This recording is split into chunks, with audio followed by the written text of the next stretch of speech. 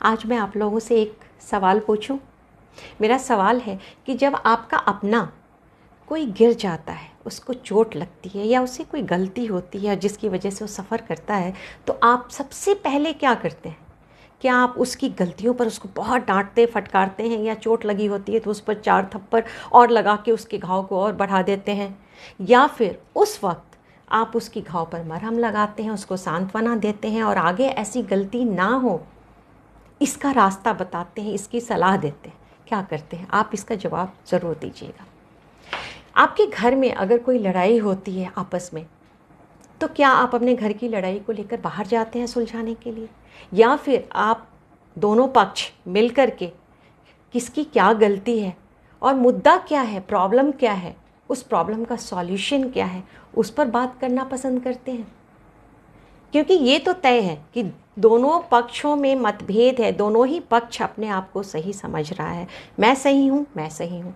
तभी ये लड़ाई की वजह ही यही होती है, जहाँ की दोनों पक्ष अपने आप को सही समझ रहा होता है। और ऐसे में इस लड़ाई की वजह से प्रॉब्लम का सॉल्यूशन तो नहीं निकलना है। तो सॉल्यूशन क्या है?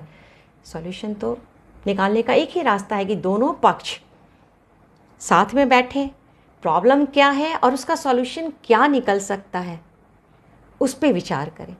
क्योंकि ये तो ज़िंदगी है, गलतियाँ तो यहाँ होती रहेंगी, पहले भी हुई, आज भी हो रही है, आगे भी होंगी।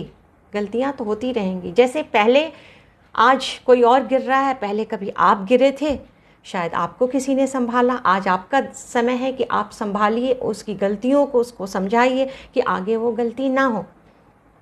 अगर गलती को सुधारने में सच में इंटरेस्ट है तो उस चीज़ को डिस्कस करना है, उसके सॉल्यूशन को निकालना है कि इस गलती को कैसे सुधारा जाए, ना कि उस गलती की चिंगारी को और भड़काया जाए कि भाई ये गलती हो गई, अब तो इसकी जान ही ले लो, लेकिन उस गलती को फ्यूचर में ना किया जाए।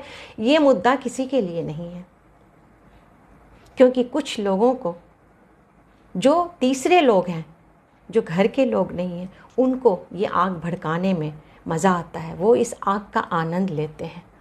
एज़ इट इज़ पूरी दुनिया में युद्ध की तबाही मची हुई है, तो हम अपने घर में भी ये युद्ध की चिंगारी को सुलगा रहे हैं, आग बन जाए और हमारे घर में भी अशांति फैल जाए।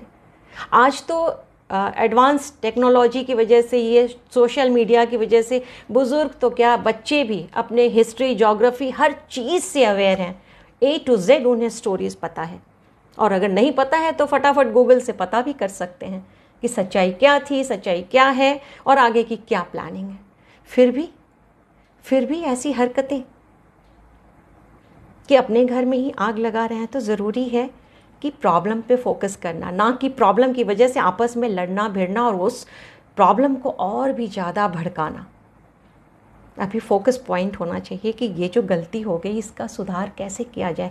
सबको मिलकर अपने परिवार, अपने घर के बारे में सोचना चाहिए और दूसरों को इस घर की लड़ाई से अलग रखना चाहिए।